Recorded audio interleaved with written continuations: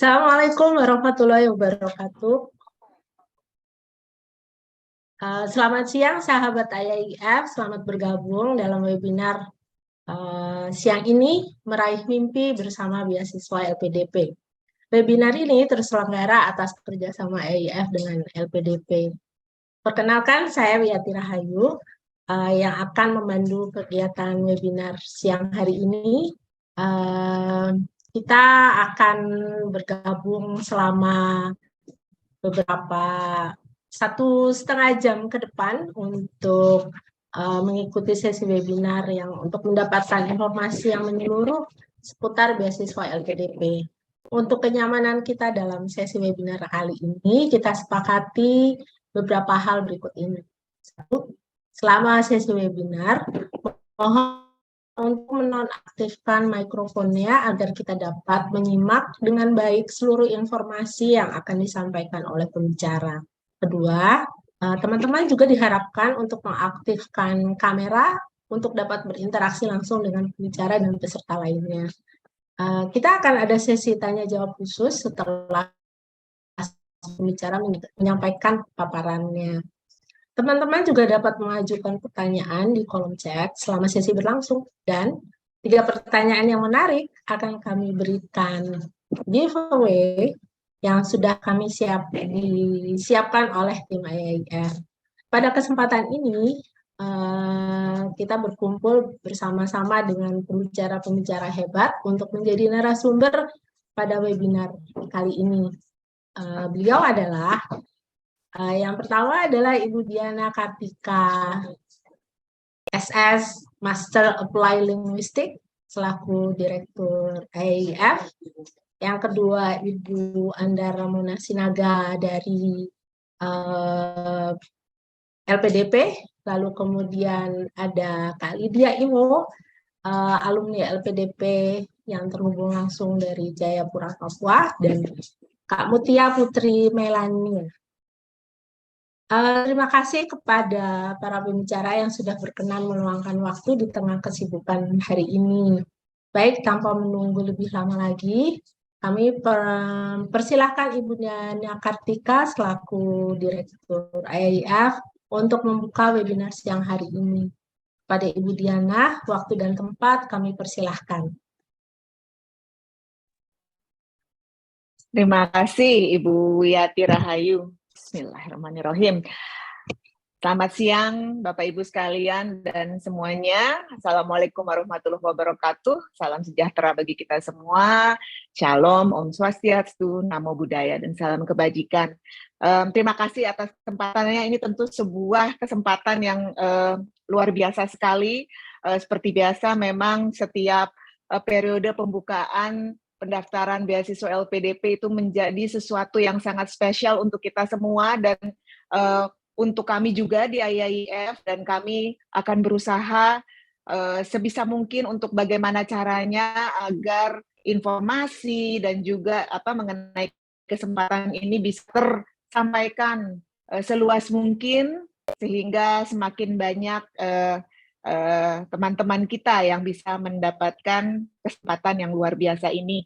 Memang dua hal ini sedang menjadi istilahnya fokus di IAIF, untuk kami di IAIF, yaitu satu, perluasan akses, dan kedua adalah inklusivitas.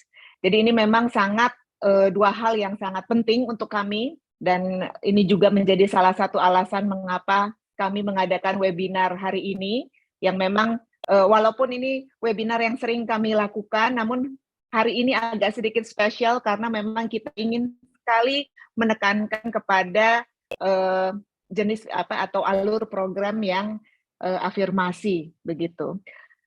Seperti tadi saya katakan, perluasan akses dan inklusivitas itu memang sesuatu yang sangat penting untuk kami di IAIF, karena memang kita memahami bahwa Indonesia ini negara yang sangat besar dan negara yang juga sangat kompleks secara geografis, sosial, budaya, ekonomi, politik, dan sebagainya.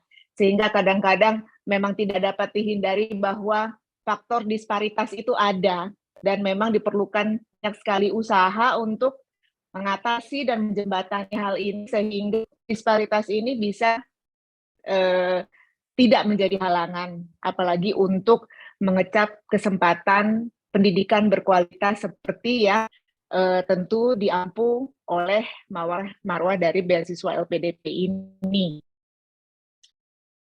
Dan kita bersyukur sekali bintang tamu yang sangat luar biasa, yang saya sangat mengerti dan saya sangat berterima kasih. Ini di sela kesibukannya, ini menyempatkan waktu untuk memberikan informasi kepada banyak sekali teman-teman di sana. Izinkan saya memperkenalkan. Yang pertama adalah Ibu Anda Ramona Sinaga. Ibu, terima kasih. Aduh, luar biasa sekali. Ibu Ramona Sinaga ini adalah Kepala Divisi Rekrutmen dan Seleksi Beasiswa PDP ya, Bu. Terima kasih loh, Bu. Benar-benar luar biasa ini. Kami sangat terhormat ini. Ibu telah meluangkan waktunya. Ya. Dan juga ini juga luar biasa nih ya, dua narasumber kita.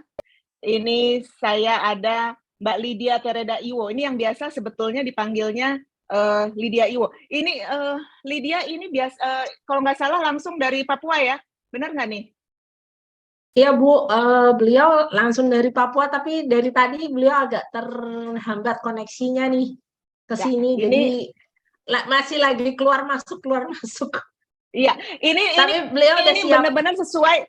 Ini sesuai dengan apa yang tadi saya katakan. Memang ini tandanya bahwa Indonesia itu sangat besar, sangat kompleks. Ini salah satu hal.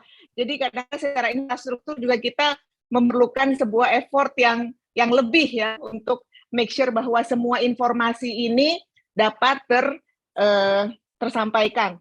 Jadi memang Mbak Lydia ini dari Papua dan beliau adalah alumni dari program LPDP ya.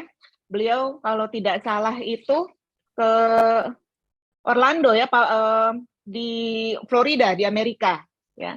Dan terus kita juga kedatangan ini, saya ngomongnya adik apa anak nih ya? Kayaknya sih anak nih. Tapi karena saya semangatnya ingin terus menjadi lebih muda terus tiap tahun, jadi saya panggilnya adik ya. Mutia Putri Melania ya. Ini sebetulnya kamu nih bukan orang baru buat IAIF kan? Sebetulnya ya. Betul, Bu.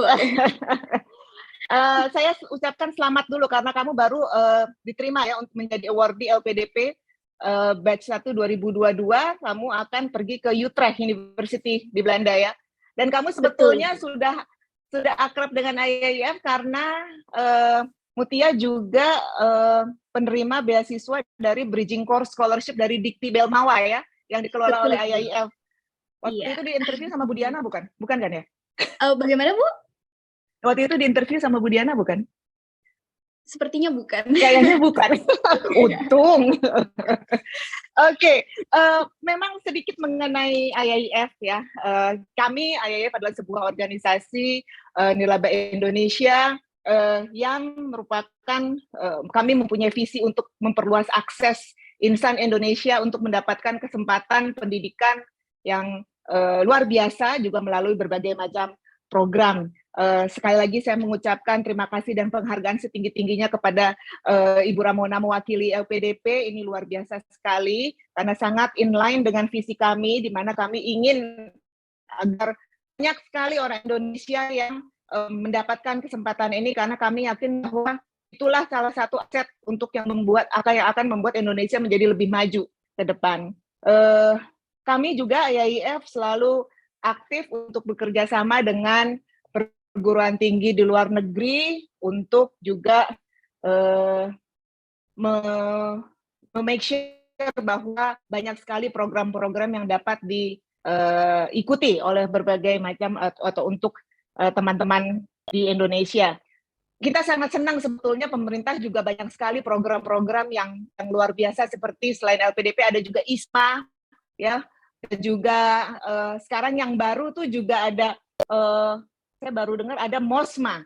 MOSMA ini sebetulnya sama seperti ISMA untuk beasiswa short term, tapi untuk 1 semester, tapi untuk teman-teman yang dari perguruan tinggi Islam yang di bawah Departemen Agama. Ini sebetulnya kita senang sekali nih kalau ini kebetulan IAIF besok tanggal 23 akan ada webinar. Ini teman-teman yang mau tertarik, kita ada bekerja sama dengan sebuah universitas di luar negeri, Rochester Institute of Technology.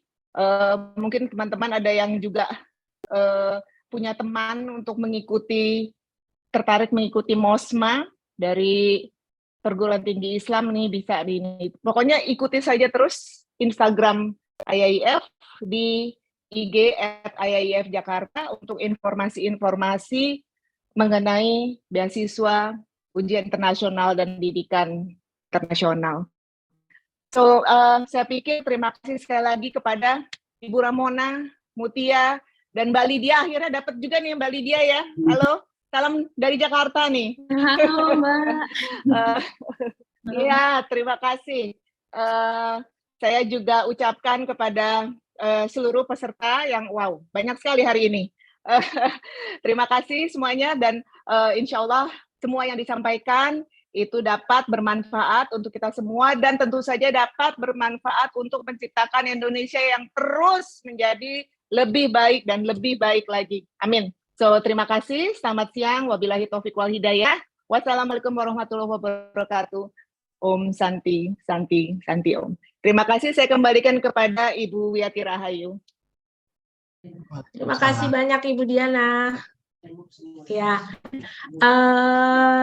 sangat mengundang motivasi kita semua untuk terus bisa memperbaiki diri. Baik, sekarang sebelum kita melanjutkan paparan dari para pembicara kita, saya ingin menyapa 129 sahabat IAIF yang sudah bergabung dalam sesi webinar ini. Semoga webinar hari ini dapat memberikan motivasi bagi sahabat IAIF yang ingin lolos seleksi pada program beasiswa LPDP nantinya. Sorry, ternyata angkanya sudah menjadi 133. Oke, kita akan langsung masuk pada speaker utama kita siang ini, yaitu Ibu Anda Ramona Sinaga, yang biasa dipanggil dengan Ibu Mona. Saat ini Ibu Mona menjabat sebagai Kepala Divisi Rekrutmen dan Seleksi Beasiswa LPDP. Beliau berkarir di Kementerian Keuangan sudah cukup lama. Selamat siang Ibu Mona, bagaimana kabar Ibu? Selamat siang Bu Wiyati, Iya. kabarnya baik, sehat, terima kasih Bu. Ya, Alhamdulillah, terima kasih untuk waktunya Bu yang sudah disediakan untuk kami. Pemaparan Ibu ini sudah sangat dinantikan oleh peserta webinar saat ini. Waktu dan tempat kami persilahkan Ibu. Terima kasih Bu Sama-sama. Wiyati. Terima kasih juga pada Bu Diana, tadi sambutannya sangat memotivasi kita ya di siang hari ini, kembali semangat untuk menggerakkan atau mencapai impian atau cita-cita kita. Selamat siang, Assalamualaikum warahmatullahi wabarakatuh, salam sejahtera untuk kita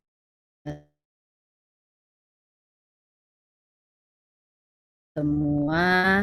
Terima kasih ini kepada pihak IAIF yang telah membantu sosialisasi beasiswa LPDP pada siang hari ini. LPDP dan IAIF sudah lama bekerja sama ya Bu ya.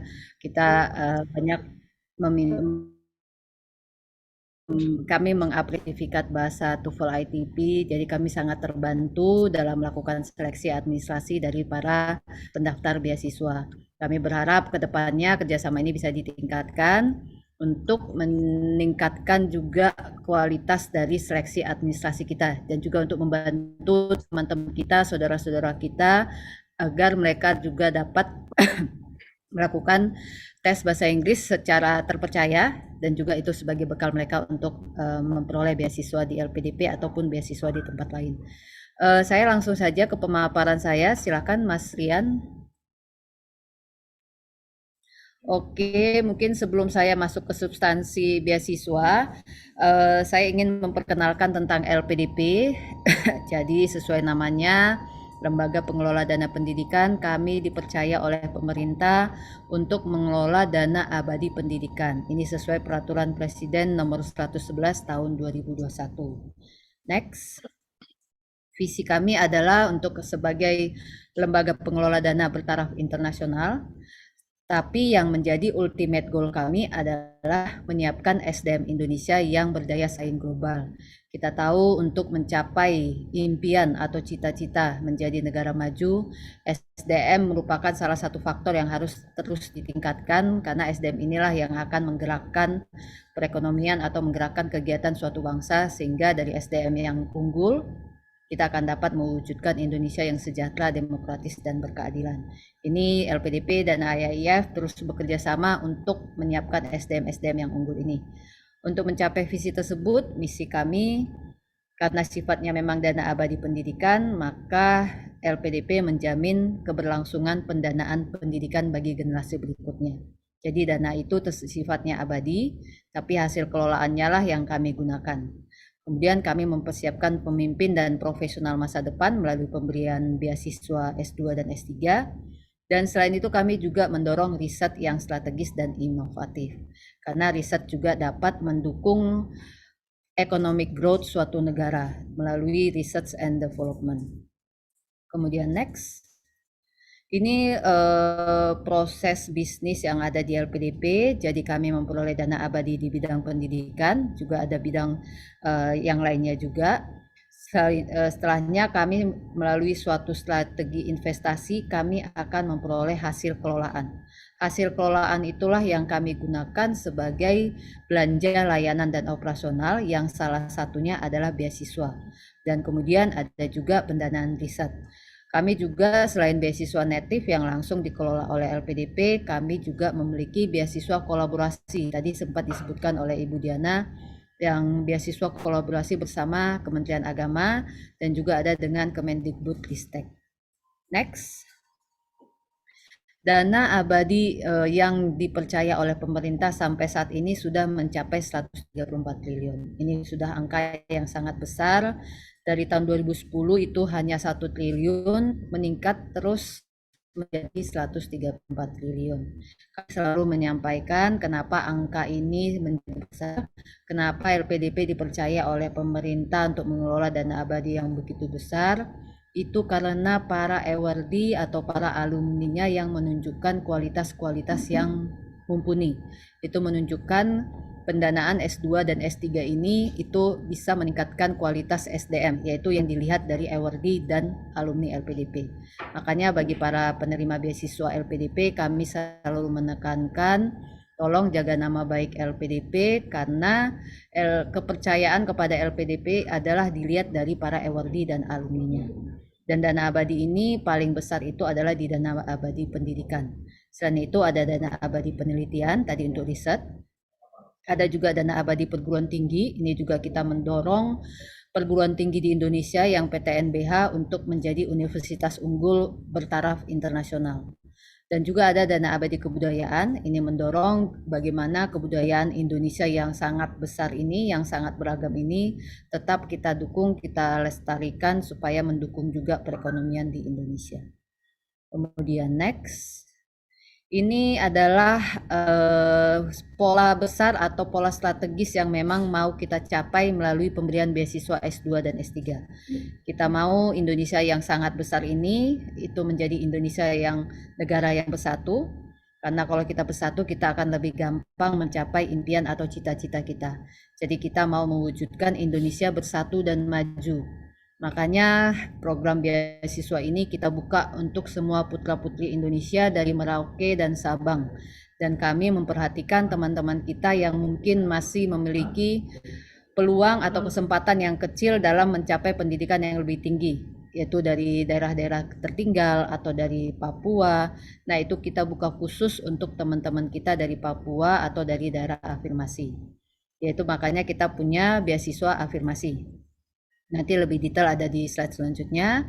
Kita juga mau meningkatkan sektor-sektor yang memang kita pandang strategis untuk mendukung pembangunan ekonomi Indonesia, baik itu sektor publik maupun sektor private. Makanya kita punya beasiswa targeted. Karena memang kita mau menargetkan sektor-sektor yang kita pandang strategis, yaitu baik itu dari segi PNS, TNI, Polri sebagai pelayan publik, sebagai pelayan untuk pemerintah, karena mereka yang akan mendukung sektor publik yang integritas dan juga yang kompeten. Selain itu kita juga banyak bekerja sama untuk mendukung industri-industri yang strategis seperti entrepreneur, hilirisasi dan juga kesehatan dengan Kementerian Kesehatan, digital kreatif atau juga venture creation. Nah, itu yang merupakan kita mau mendorong sektor-sektor private supaya sektor ini dapat bergeliat atau dapat maju. Dan selain itu kita juga ada beasiswa memang untuk terbuka untuk umum. Jadi siapa saja bisa mendaftar melalui beasiswa umum ini. Kemudian next. Ini sekilas tentang beasiswa LPDP. Jadi dari tahun 2013 hingga tahun 2023 sudah 10 tahun. Yang lulus seleksi beasiswa LPDP 40.170. Jadi angka ini hanya dari native ya. Kalau digabung sama kolaborasi ini sudah sampai ratusan ribu, karena dari beasiswa kolaborasi itu juga sangat banyak penerima beasiswanya. Dan ini sudah berasal dari 34 provinsi, karena kita mau kesempatan ini dimanfaatkan oleh seluruh putra-putri Indonesia tanpa memandang di mana dia tinggal, tanpa memandang taraf hidupnya, tanpa memandang status sosialnya. Dan saat ini yang sudah menjadi ongoing, yang sedang ongoing itu 7.799. 65,70% alumni yang memang kita pantau, mereka sudah bekerja di sektor publik. Inilah yang kita buktikan bahwa pemberian beasiswa ini dapat meningkatkan kualitas dari alumni ini dan dengan secara langsung juga berefek terhadap pembangunan ekonomi di Indonesia. Kemarin kita baru tahap 1 2023, itu kita sudah umumkan ada sebesar 3.971 yang baru lulus seleksi tahap 1 2023.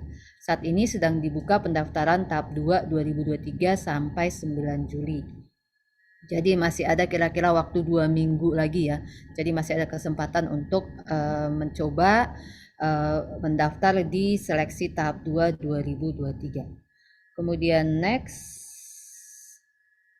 ini sebarannya tadi 40.170, memang tertinggi itu masih di Pulau Jawa, karena juga penduduknya juga tertinggi di Pulau Jawa. Tertinggi itu di Jawa Barat, Jawa Timur, DKI Jakarta, terendah Kalimantan Utara, Kalimantan Tengah, dan Gorontalo. Ini selalu kita tingkatkan sosialisasi ke daerah-daerah yang memang pendaftarnya masih sedikit. Karena tadi mungkin internet atau informasi itu susah sampai ke daerah, maka kami mendatangi langsung kampus-kampus di daerah. Itu kemarin kami pernah ke Nias, ke Tarakan, ke Mamuju, juga ke daerah Ternate dan juga Kupang, karena kalau kita mendatangi langsung, kita berharap minatnya juga bisa didorong, minat dan motivasinya, dan juga informasi ini bisa juga disampaikan secara langsung. Kemudian next. Ini untuk LPT 2023. Nah, ini yang jadi saya tidak mungkin ya, karena keterbatasan waktu, saya nggak mungkin memaparkan satu persatu syarat-syarat dari masing-masing beasiswa ini. Karena begitu banyaknya jenis beasiswa yang bisa diambil oleh teman-teman atau rekan-rekan sekalian. Silahkan langsung kunjungi website kami, lpdp.kemenq.go.id. Di situ sudah sangat rinci masing-masing jenis beasiswa ini didetailkan atau diterangkan secara rinci dan ada buku panduannya. Dan kami berharap melalui buku panduan ini semua persyaratannya sangat jelas, semua dokumen yang diminta sangat jelas, dan tolong dibaca baik-baik karena kadang-kadang di dokumen itu ada syaratnya. Misalnya dokumen itu dibuat kapan, apakah wajib ditandatangani atau tidak, siapa yang wajib menandatangani. Nah, itu hal-hal kecil tapi tolong diperhatikan karena kita punya seleksi administrasi, itu harus kita lihat juga apakah sesuai dengan peraturan yang kita bikin. Jadi di buku panduan itu sudah jelas siapa yang wajib menandatangani, kapan batas waktu surat itu harus dibuat, dan yang lainnya. Jadi saya tidak mungkin menjelaskan secara rinci, tapi itu semua ada di website kami dan ada buku panduannya. Itu bisa langsung di-download, jadi bisa dibaca langsung tanpa koneksi internet juga nggak apa-apa. Jadi sekali saja di-download, setelahnya bisa langsung dibaca. Nah, tadi ada masih yang sebelumnya. Jadi ada 3 jenis besar beasiswa yang ditawarkan oleh LPDP, afirmasi targeted umum. Bedanya adalah di afirmasi ini memang kita buka khusus untuk teman-teman kita atau saudara-saudara kita yang memang kita dukung penuh, yang memang masih perlu dukungan kita untuk mereka dapat menikmati pendidikan yang lebih tinggi. Jadi memang di beasiswa afirmasi ini syarat-syaratnya lebih kita ringankan, baik itu dari segi bahasa, umur, IPK, karena kita tahu mereka perlu kesempatan yang lebih besar, karena mereka punya tanggung jawab yang lebih besar untuk meningkatkan perekonomian atau meningkatkan kondisi ekonomi di daerah mereka ataupun di keluarga mereka. Jadi kita ini ada punya beasiswa Putra Putri Papua khusus untuk orang asli Papua. Beasiswa dari daerah afirmasi ini untuk orang-orang yang berdomisili di 96 daerah tertinggal yang memang sudah ada diatur dalam peraturan instruksi presidennya. Kemudian ada beasiswa prasejahtera bagi teman-teman kita yang memang masih tinggal di level prasejahtera, yaitu yang masih menerima bantuan sosial dari Kementerian Sosial. Juga ada beasiswa penyandang disabilitas untuk teman-teman kita yang memang memiliki disabilitas. Jadi kita dorong, kita bantu agar mereka juga mempunyai kesempatan melanjutkan pendidikan S2 dan S3. Di semua jenis beasiswa ini selain single degree ada juga ditawarkan double degree. Jadi ada misalnya 1 tahun di Indonesia, 1 tahun di luar negeri. Nah itu ada sudah jelas kampus mana yang menawarkan join atau double degree ini. Jadi tidak usah capek nyari di luar mana kampus yang menawarkan double degree. Kita yang sudah punya listnya mana yang menawarkan double degree. Jadi bisa memilih single degree atau double degree. Kemudian beasiswa targeted ini memang kita khususkan. Beasiswa ini diberikan sudah memiliki target ke depannya. Jadi diharapkan setelah dia lulus beasiswa atau setelah lulus menjadi alumni LPDP, alumni beasiswa, dia bekerja di sektor publik atau sektor industri yang memang kita targetkan. Karena sektor-sektor tersebut kita anggap strategis. Kita punya dokter spesialis, subspesialis, fellowship yang kerjasama dengan Kementerian Kesehatan. Karena ini untuk menargetkan penambahan kuantitas dan juga peningkatan kualitas dari dokter-dokter di seluruh Indonesia karena jumlahnya masih sedikit dan juga penyebarannya belum merata.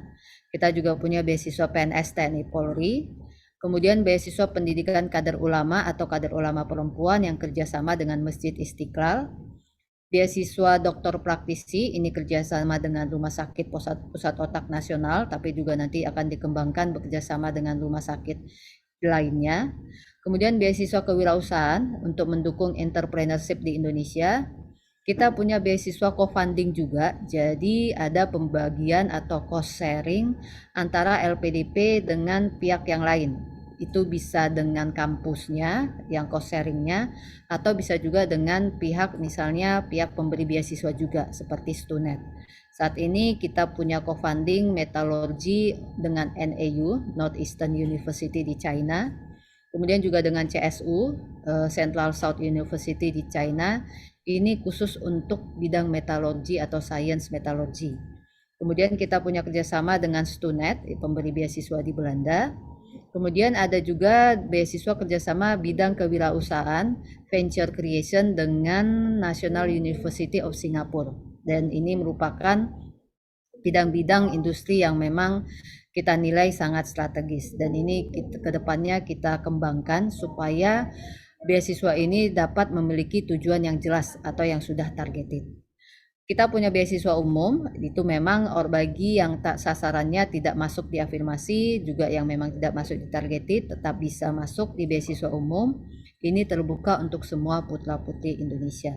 Kita punya beasiswa reguler, punya beasiswa PTUD, Perguruan Tinggi Utama Dunia. Ini adalah top 25 university di dunia. Jadi kita dorong supaya semakin banyak mahasiswa atau putra-putri Indonesia dapat bersekolah di top 25 universities di dunia. Karena saat ini jumlahnya masih sangat sedikit. Kemudian beasiswa parsial, ini adalah cost sharing antara LPDP dengan si pendaftar. Di semua jenis beasiswa ini, yaitu afirmasi, targeted, beasiswa umum, ada tawaran double degree. Jadi bisa memilih single degree atau double degree, tapi kecuali untuk PTUD ya, karena itu khusus untuk PTUD, pendidikan kader ulama itu juga khusus kampus yang memang kerjasama dengan Masjid Istiqlal, juga yang kerjasama ini juga sudah jelas siapa kampusnya. Jadi selain yang co-funding, PKU dan PTUD dan dokter spesialis itu tidak ada double degree, tapi yang lainnya ada double degree. Jadi silahkan peluang itu semakin besar bisa milih single degree atau double degree. Kemudian next. Ini dana atau biaya yang di-cover oleh LPDP. Kita punya dua dana pendukungnya, dana yang besar, kelompok besarnya, yaitu dana pendidikan dan juga dana pendukung. Dana pendidikan ini dari awal pendaftaran, SPP, tunjangan-tunjangan buku, penelitian, seminar, dan yang lainnya. Dana pendukung juga dana transportasi dari domisili ke lokasi kuliahnya, dana aplikasi visa, asuransi kesehatan, dana hidup bulanan, dana kedatangan, tunjangan keluarga ini khusus dokter spesialis dan subspesialis. Untuk magister tidak ada dana tunjangan keluarga. Dana keadaan darurat bila diperlukan. Kita juga memiliki program pengayaan afirmasi atau pembekalan afirmasi dan pengayaan bahasa untuk khusus afirmasi. Untuk penyandang disabilitas, karena memang mereka memiliki disabilitas, mereka kita perbolehkan membawa 1 orang pendamping, dan itu kita dukung dengan biaya pendukung, kita danai baik itu dari transportasinya, visanya, asuransinya, dan juga ada biaya pendukung lainnya yang disetujui oleh LPDP. Next. Tahapan seleksi, nah ini perlu diperhatikan nanti supaya tahu pada saat mendaftar apa saja atau kira-kira berapa lama dia harus menunggu pengumumannya. Jadi kalau pengumumannya itu kira-kira ada sampai 3 kali lah ya, pada umumnya 3 kali atau bisa 2 kali kalau sudah punya LOA. Jadi mendaftar di aplikasi atau di website kami. Setelah semuanya terkumpul pada nanti tanggal 9 Juli, nanti kami akan melakukan seleksi administrasi, itu biasanya kira-kira 2 minggu, sampai prosesnya pengumuman itu 2-3 minggu. Pada saat pengumuman seleksi administrasi, karena memang seleksi administrasi ini kita mengecek ribuan dokumen, dan melihat satu-satu ribuan dokumen, jadi ada kemungkinan kita salah interpretasi atau salah melihat atau ada yang miss. Jadi kita buka masa sanggah. Masa sanggah ini 2 hari setelah pengumuman administrasi. Jadi kami memberikan kesempatan yang tidak lulus seleksi administrasi bisa menyanggah ke kami, tapi tolong diperhatikan ini sifatnya adalah verifikasi. Verifikasi tentang dokumen yang sudah disampaikan pada saat pendaftaran. Jadi mungkin ada yang misalnya nih, kita melihat tahun pendaftaran, dokumen dibikin pada tahun pendaftaran. Bisa aja ada yang miss, kami kira itu 2022 ternyata 2023. Jadi dia mengklarifikasi atau menjelaskan bahwa dokumen yang disubmitnya pada saat pendaftaran itu adalah sesuai ketentuan. Kami tidak menerima dokumen baru yang sifatnya menggantikan.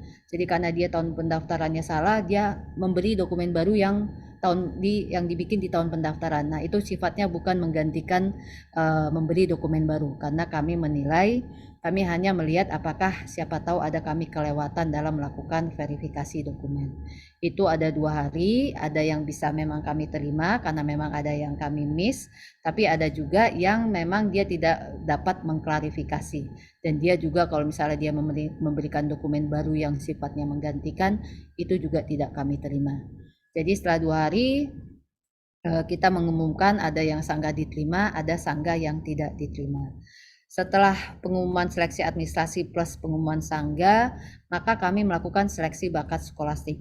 Untuk yang memiliki LOA unconditional sesuai ketentuan LPDP, jadi tetap ada sesuai ketentuan LPDP ya, baik itu masa intake, dia itu unconditional, dia itu dia mendaftar di perguruan tinggi yang ada di list LPDP. Nah, kalau sudah sesuai ketentuan, maka dia bisa langsung ke seleksi substansi. Tapi kalau tidak sesuai ketentuan, mungkin ini mungkin ada masih bertanya, kalau dia mencoba memiliki LOA tapi misalnya gagal, LOA-nya tidak sesuai, apakah dia bisa pindah jalur ke belum LOA dan mengikuti seleksi bakat skolastik? Itu tidak bisa. Jadi dari awal dia misalnya mengikuti sudah memiliki LOA, tapi LOA-nya tidak sesuai ketentuan LPDP, maka dia langsung gugur di seleksi administrasi. Dia tidak bisa pindah ke belum memiliki LOA. Jadi tolong kalau memanfaatkan ini bisa dibilang privilege ya. Dia memiliki LOA jadi dia bisa langsung seleksi substansi. Tapi tolong dilihat LOA-nya sesuai ketentuan LPDP. Yang tadi intake-nya dia sifatnya unconditional dan perguruan tingginya atau prodinya ada di list LPDP. Tapi kalau memang LOA-nya belum ada ya tetap mendaftar, itu tidak apa-apa, silahkan langsung daftar karena dia tetap bisa mengikuti seleksi, tapi dia akan mengikuti 3 seleksi, yaitu ditambah seleksi bakat skolastik. Kemudian setelah pengumuman seleksi bakat skolastik ditambah yang lulus admin yang telah memiliki LOA, maka mereka mengikuti seleksi substansi. Setelah seleksi substansi sampai saat ini wawancara kami itu adalah daring. Jadi ini menurut kami lebih nyaman ya, karena teman-teman tidak perlu mendatangi suatu lokasi, tidak perlu mengeluarkan biaya, tapi cukup menyiapkan perangkat laptop dan juga internet yang memadai, karena pasti internet yang memadai ini sangat berperan ya dalam hal wawancara. Nanti setelah pengumuman maka akan ditetapkan sebagai calon penerima beasiswa. Nah ini kenapa calon? Karena bagi yang belum punya LOA, mereka masih punya tugas untuk mencari LOA. Kami berikan waktu 18 bulan untuk mencari LOA, tolong dimanfaatkan waktunya sebaik mungkin. Baru setelah dia dapat LOA, dia mengikuti persiapan keberangkatan. Yang sudah memiliki LOA dari awal juga bisa langsung mengikuti persiapan keberangkatan. Tanda tangan surat pernyataan, barulah nanti dia ditetapkan sebagai penerima beasiswa dan sebagai awardee LPDP. Kemudian next. Ini tanggal-tanggal pentingnya. Tahap 1 kemarin sudah selesai, yang kemarin diumumkan di 8 Juni. Di tahap 2 ini sampai 9 Juli kita buka pendaftaran. Nanti akan berproses diumumkan 7 November 2023. Tolong diperhatikan intake kami adalah Januari 2024.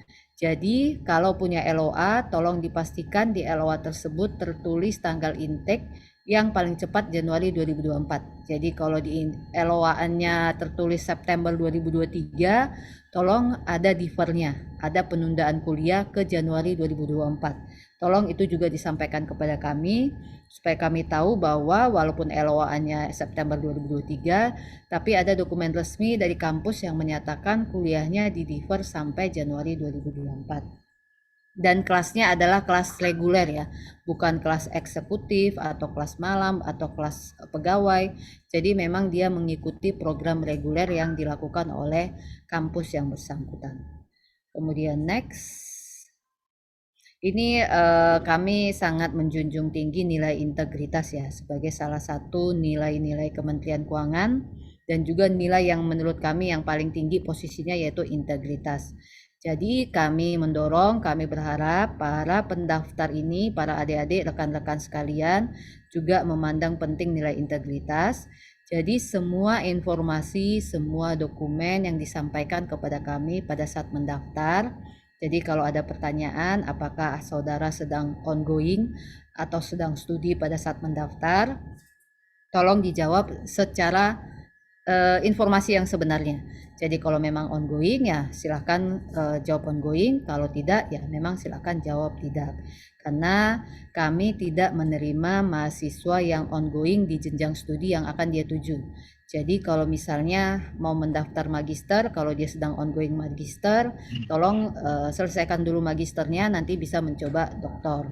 Atau yang sudah pernah magister, jangan ambil magister, ambillah doktor, karena itu yang jenjang yang berikutnya. Jadi kami tidak menerima pendaftar magister bagi yang sudah pernah magister atau sedang ongoing magister.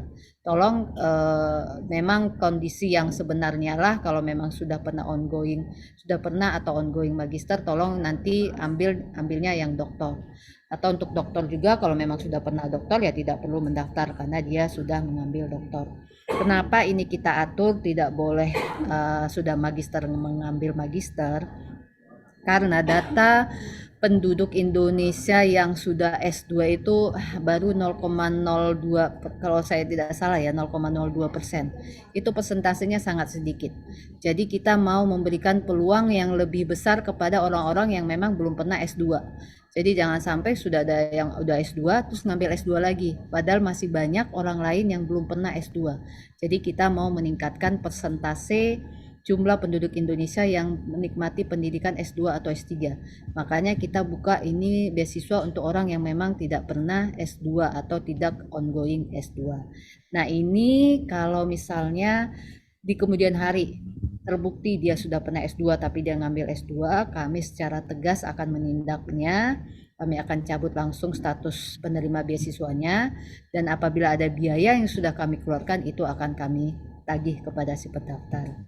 Kemudian juga terkait sertifikat bahasa, kami juga melakukan klarifikasi kepada IIEF selaku penerbit untuk TOEFL ITP dan juga yang penerbit lainnya, itu untuk membuktikan keaslian dokumen tersebut. Jadi membuktikan bahwa dia sudah terverifikasi di penerbit sertifikat yang sah atau yang sudah berwenang. Jadi ini tolong diperhatikan. Kita sama-sama menjunjung integritas yang tinggi. Oke, next. Ini untuk syarat-syaratnya mungkin saya tidak terlalu detail ya, karena mungkin ke Papua dulu, beasiswa Papua. Beasiswa Papua ini kami sangat ringan ya di sini, tapi khusus untuk orang asli Papua, baik itu pendaftarnya atau ibu kandungnya atau ayahnya. Dan dia harus membuat surat pernyataan bahwa dia adalah orang asli Papua. Dan itu ada kartu keluarga, KTP, dan juga misalnya domisilinya di Jawa. Banyak orang asli Papua yang tinggal di Jawa. Dia harus pernah menamatkan pendidikan dasar atau menengah di daerah Papua yang dibuktikan dari ijazah.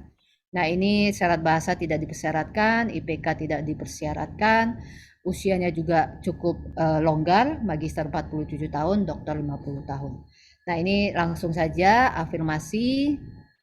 Ini di 96 daerah afirmasi, dia wajib berdomisili di daerah afirmasi tersebut. Jadi dia dapat mendaftar lewat jalur afirmasi yang syaratnya itu hampir sama dengan Papua, baik dari umur. Tapi dia ada syarat IPK dan syarat bahasa. Kemudian next. Prasejahtera juga sama, ini untuk prasejahtera hanya magister ya, kita tidak membuka doktor karena prasejahtera ini kan mereka yang masih menerima bantuan dari Kemensos. Kalau dia misalnya sudah lulus S2, asumsi kita ya dia pasti sudah tidak dalam level prasejahtera. Jadi hanya magister 42 dan syaratnya juga TOEFL syarat bahasanya itu sama dengan daerah afirmasi. Kemudian next, ini lanjut saja.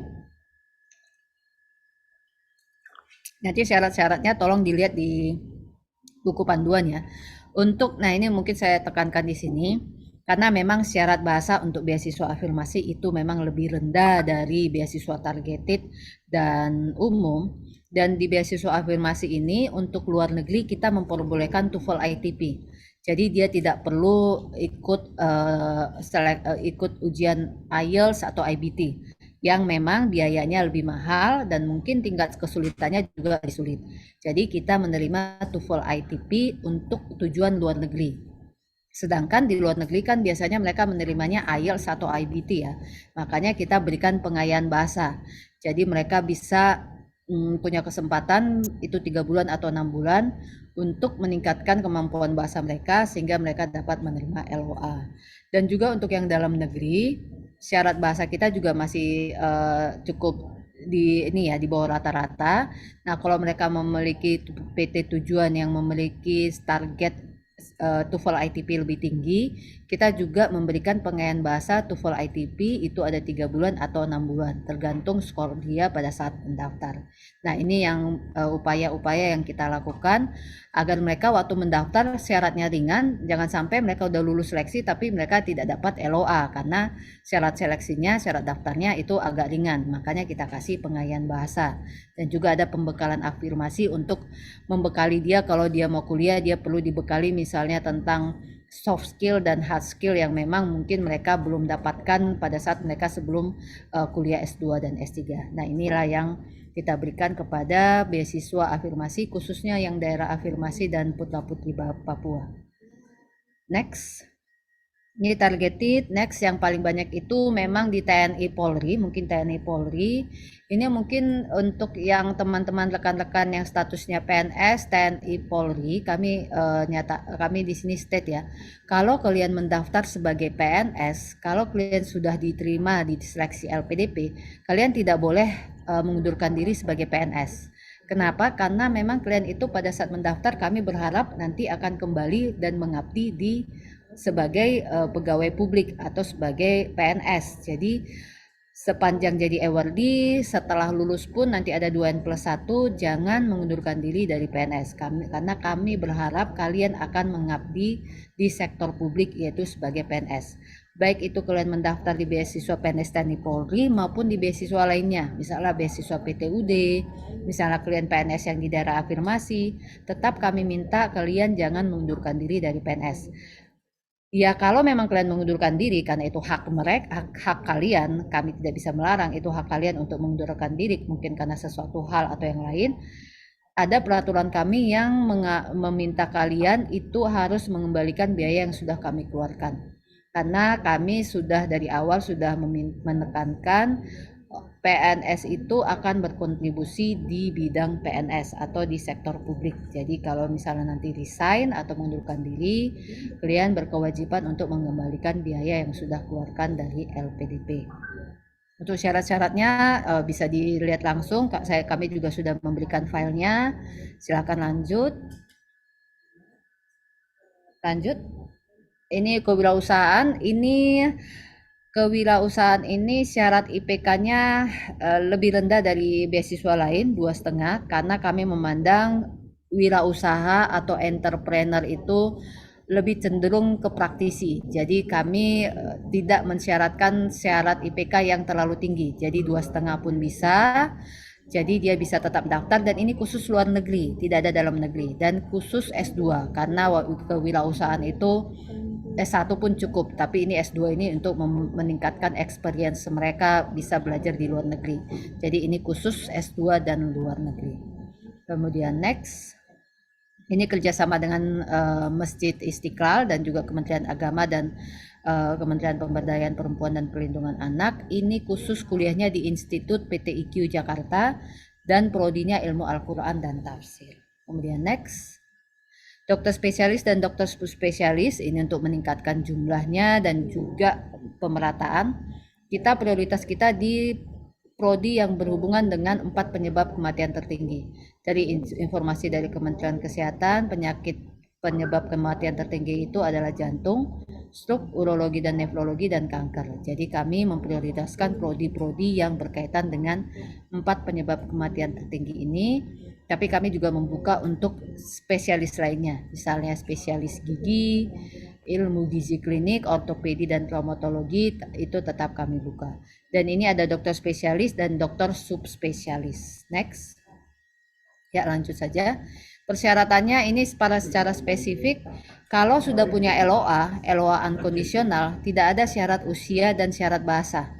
Jadi kalau misalnya usianya sudah melebihi 35 tahun, 45 tahun, silakan cari LOA dulu supaya bisa tetap daftar dan juga tidak ada syarat bahasa. Yang lainnya bisa sekalian dilihat. Next. Ini khusus dokter spesialis ada dana tambahan berupa kursus dan juga kompetensi. Next. Oke, program umum ini reguler, ini mungkin bisa dilihat usianya dan ininya syarat IPK. PTUD mungkin PTUD ini next. PTUD adalah 25 perguruan tinggi utama dunia. Di sini juga ada bedanya dengan yang lain, tidak ada syarat IPK. Jadi kalau misalnya ada PNS atau misalnya yang lainnya yang terbentur dengan IPK, bisa mencoba beasiswa PTUD karena kita tidak mensyaratkan IPK, namun harus punya LOA dari 25 PT top 25 university di dunia. Jadi silahkan karena mereka memang sudah punya effort yang lebih di awal, kami tidak mensyaratkan IPK. Next adalah list PTUD-nya. ada di Singapura, National University of Singapore. Next. National University of Singapore, ada University of Tokyo, dan yang lainnya itu banyak di UK dan US. Next.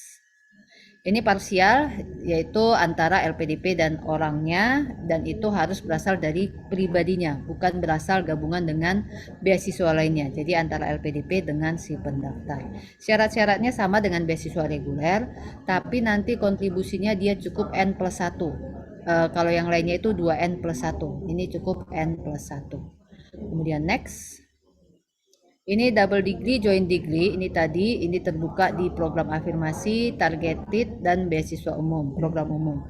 Jadi silahkan, kami punya list mana perguruan tinggi yang memiliki double degree, joint degree, itu bisa dipilih.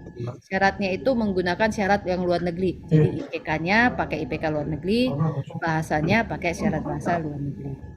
Next.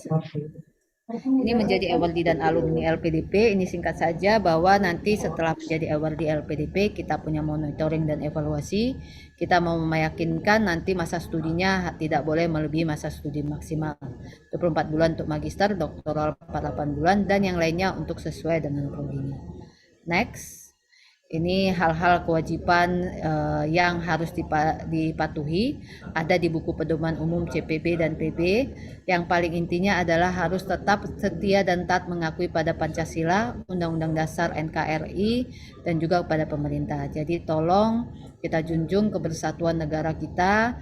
Setelah lulus ini, tolong semua biaya, semua uang yang telah diperoleh itu digunakan sebaik mungkin untuk peningkatan kualitas SDM. Jangan digunakan untuk hal-hal yang malah bertentangan dengan tujuan NKRI. Dan jaga nama baik Indonesia dan jaga nama baik LPDP. Next. Larangannya juga sama, ini nanti ada juga di buku pedoman. Karena kita memang semua biaya sudah kita cover, kita melarang awardee untuk bekerja kecuali sebagai teaching assistant atau research assistant yang memang bagian wajib dari studi. Next. Ini sanksinya, itu nanti ada masing-masing pelanggaran ada sanksinya, bisa dibaca langsung. Next. Untuk menjadi alumni ini selalu kita tekankan kembali setelah selesai kuliah kembali untuk mengabdi ke Indonesia, baik itu dalam negeri, baik itu luar negeri, kembali untuk berkontribusi selama 2N+1 karena LPDP atau Indonesia sudah berinvestasi ke dalam diri kalian masing-masing. Nah, kalian wajib untuk memberikan kembali atau berkontribusi kepada Indonesia sebagai negara kita bersama. Terima kasih, demikian Ibu, mohon maaf kelebihan, semoga pemaparan saya cukup cukup informatif lah. Nanti untuk persyaratan memang tetap harus mengacu kepada website kami. Terima kasih Bu, saya kembalikan. Ya, terima kasih banyak informasinya Ibu Mona. Informasi yang sangat penting untuk kita semua dan kelihatannya memang teman-teman semua harus datang ke website resminya LPDP. Mohon kiranya Ibu berkenan untuk membantu kami menjawab pertanyaan pada sesi tanya jawab nanti. Sudah banyak antrian pertanyaan untuk Ibu semua nih di kolom chat. Silakan teman-teman yang memiliki pertanyaan lainnya untuk menuliskannya di kolom chat. Terima kasih Ibu Mona. Selanjutnya, mari kita dengarkan pemaparan Kak Lydia Iwo yang memiliki segudang prestasi dan terhubung dengan kita semua dari Jayapura, Papua. Singkatnya, Kak Lydia Iwo ini adalah alumni beasiswa LPDP tahun 2017 yang menyelesaikan gelar masternya di University of Florida di Florida, Amerika Serikat, yang lulus pada tahun 2020. Sebelumnya, Kak Lydia Iwo juga menyelesaikan gelar sarjananya dengan sangat baik di FTMS College di Malaysia. Dia juga adalah awardee pemerintah daerah Papua tahun 2013 dan penerima beasiswa prestasi dari Bank Mandiri di tahun 2010. Saat ini Kak Lydia Iwo tergabung sebagai anggota alumni LPDP Mata Garuda untuk wilayah Papua dan terus aktif berorganisasi di dalam dan di luar negeri. Saatnya kita mendengarkan pemaparan Kak Lydia Iwo. Floor is yours, Kak. Please, silahkan. Terima kasih Bu Wiyati untuk Ya, sambutannya yang sangat hangat. Terima kasih. Ibu siap. Mona yang saya hormati selaku Kepala Divisi Rekrutmen dan Seleksi Beasiswa LPDP, dan juga Ibu Diana selaku Direktur IIIF Jakarta, dan juga Saudari Mutia dan teman-teman sekalian yang hadir pada kesempatan hari ini. Senang sekali kita bisa berkumpul bersama-sama di sini ya untuk sharing dan berbagi pengalaman bersama.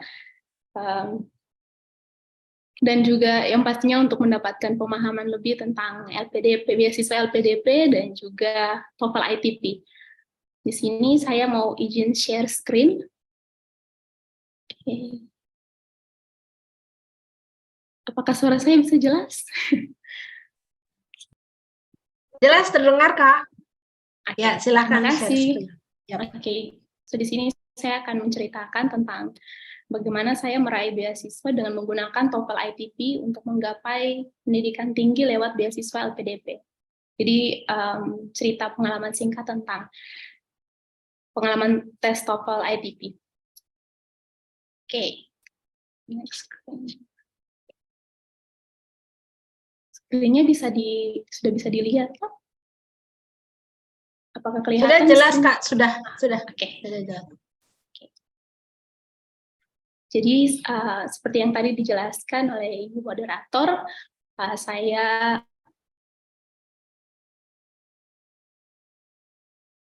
merupakan awardee LPDP Angkatan 127 di tahun 2017.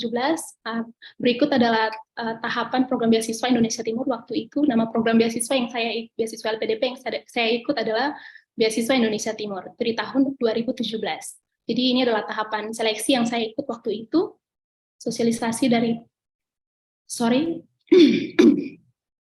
dari bulan Desember 2016 sampai Februari 2017, kemudian diikuti dengan pendaftaran online dan offline di awal tahun 2017, kemudian seleksi, pengumuman kelulusan, dan juga terakhir persiapan studi. Untuk pendaftarannya, waktu itu kami mengikuti ada 2 jalur pendaftaran via online dan via offline. Via online melalui akun resmi LPDP dan via offline waktu itu dibantu dengan Pemda Provinsi Papua. Itu. Selanjutnya ada seleksi administratif. Nah, di seleksi administratif atau seleksi berkas inilah yang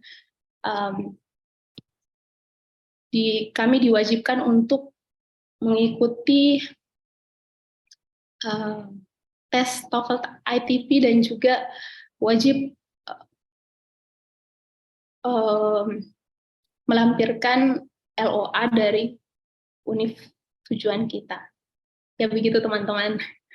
Jadi di sini saya mau share tentang bagaimana persiapan saya untuk sebelum mengikuti TOEFL ITP.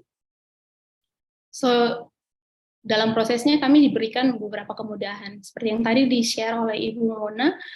Untuk beasiswa Indonesia Timur atau daerah afirmasi, kami diberikan minimal skor TOEFL ITP sebesar 400, sehingga itu menjadi tolak ukur buat saya dan teman-teman di Papua untuk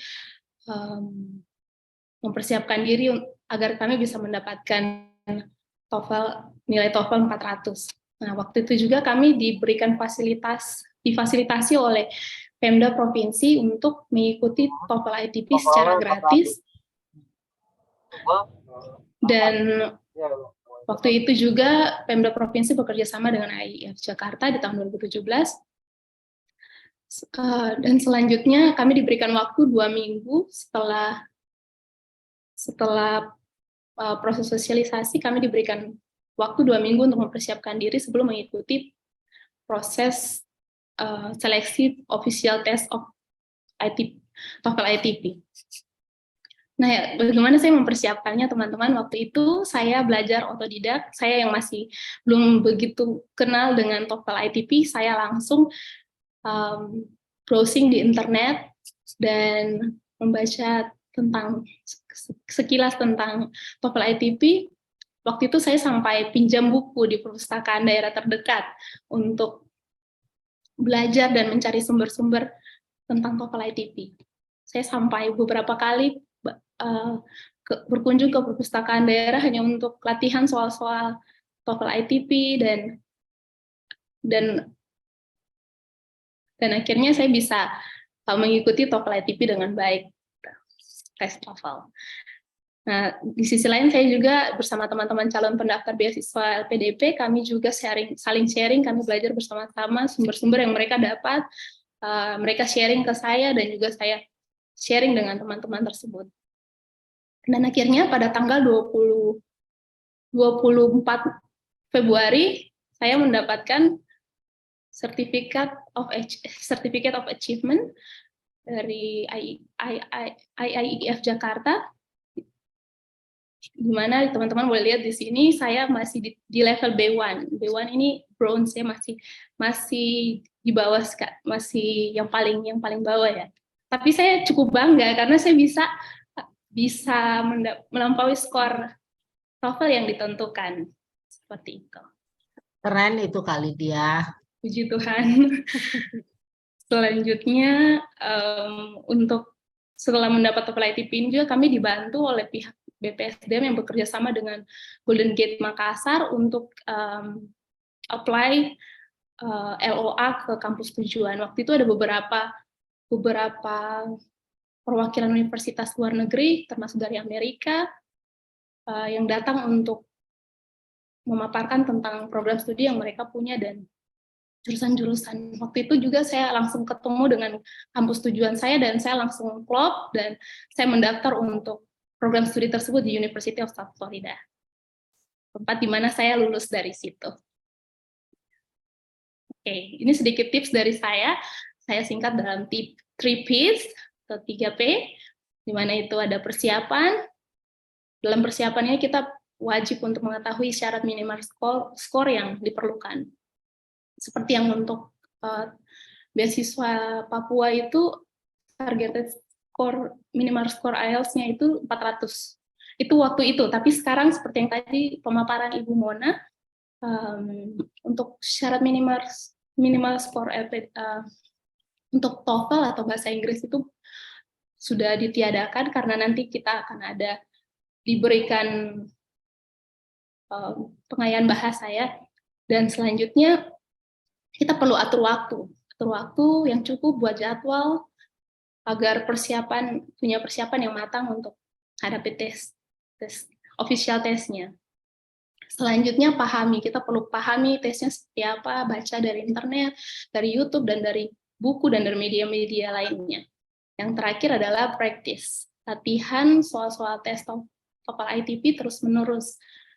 Dan mungkin saya tambah satu lagi ya, 4P jadinya, pray.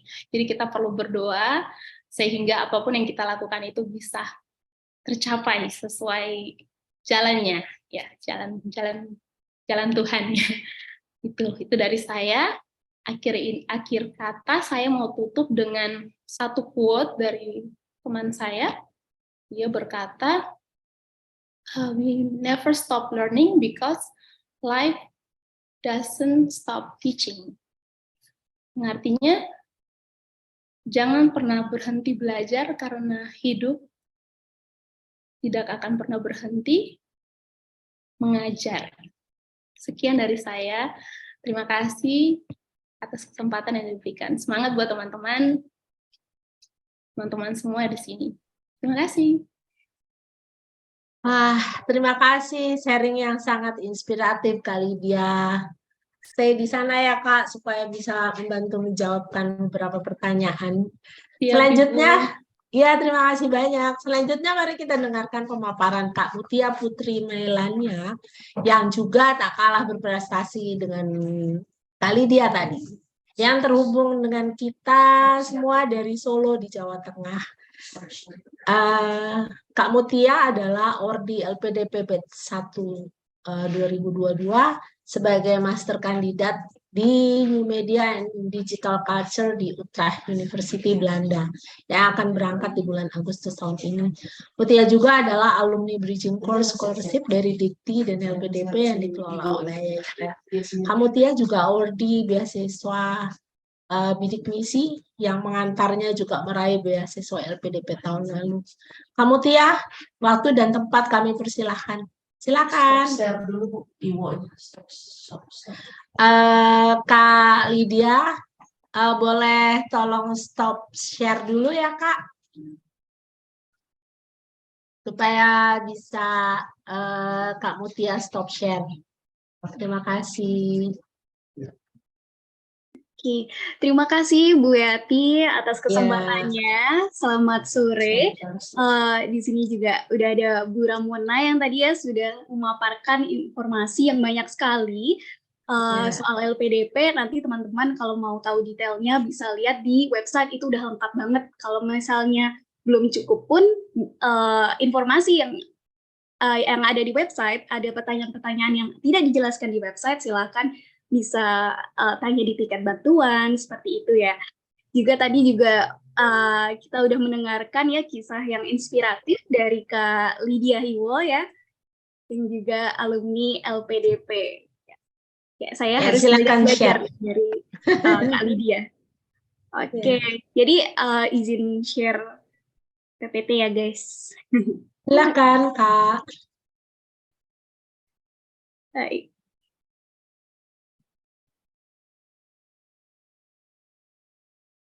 Sudah terlihat? Sudah. Oh, baik. Baik teman-teman, jadi saya di sini sekarang mau sharing sedikit ya, soal bagaimana TOEFL ITP dan Course Scholarship ini membantu saya untuk meraih mimpi saya studi ke luar negeri, seperti itu.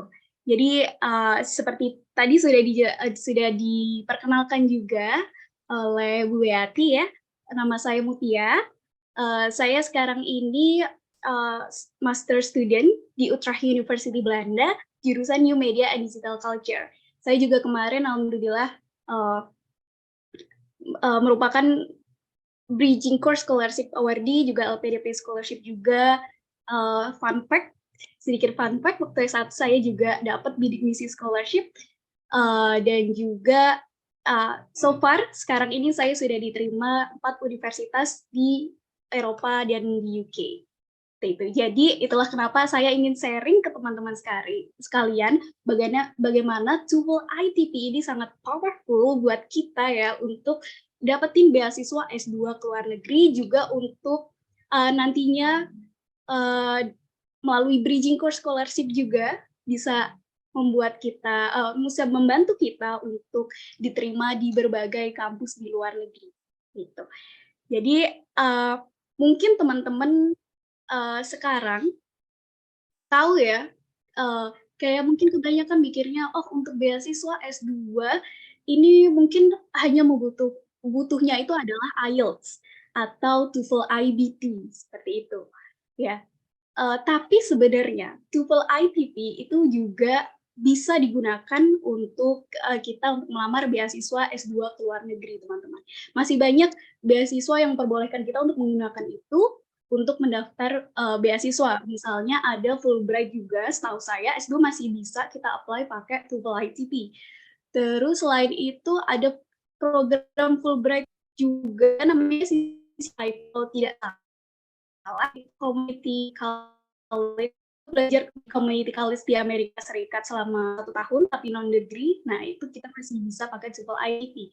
Dan ini juga beasiswa LPDP afirmasi yang khususnya ini saya mau sharing tentang ya lewat jalur beasiswa prasejahtera. Ya, jadi ini mungkin lebih relate ke beasiswa prasejahtera ya. LPDP ini yang diperuntukkan untuk kelompok masyarakat dari keluarga prasejahtera atau miskin untuk melanjutkan studi jenjang pendidikan magister, dan ini harus terdaftar dan aktif sebagai penerima program bantuan program keluarga harapan atau PKH atau penerima bantuan pangan non tunai BPNT, atau juga penerima bantuan iuran atau PBI yang terdaftar di data terpadu kesejahteraan sosial. Seperti itu. Nah, terus apa sih bedanya jalur ini sama jalur seleksi yang lain nih Kak? Kayak gitu. Sebenarnya sama aja dari tahapannya seleksi administrasi, seleksi tes bakat skolastika, lalu seleksi substansi, itu kita sama aja. Semuanya itu sama, yang mungkin membedakan adalah di bagian administrasi ini kita lebih dipermudah teman-teman. Jadi lebih dipermudah daripada yang jalur umum ya atau jalur reguler. Ini ada beberapa yang dipermudah dan juga ada persyaratan khusus yang harus kita penuhi seperti itu. Nah, ada 3 yang saya highlight di sini. Yang satu adalah eligibility. Ini sifatnya adalah administratif sekali ya. Jadi kayak harus terdaftar dan aktif sebagai atau merupakan anggota dalam kartu keluarga dengan penerima PKH, BPNT atau PBI gitu. Yang ada di sistem DTKS Kementerian Sosial. Dah, bagaimana sih Kak ngeceknya? Bisa dicek Bansos, Kemensos kayak gitu, tinggal masukin aja tempat kayak provinsi, lalu provinsi, kabupaten, kecamatan atau kelurahan, dan juga nama kalian atau nama orang tua kalian, seperti itu juga bisa, dan cek apakah termasuk penerima dari 3 jenis bantuan ini. Boleh salah satu saja boleh ketiganya juga boleh. Tuh. Dan yang kedua adalah first gen. Ini kalau istilahnya kalau untuk lulusan Harvard ya itu biasanya kan ada di Selempang first gen itu.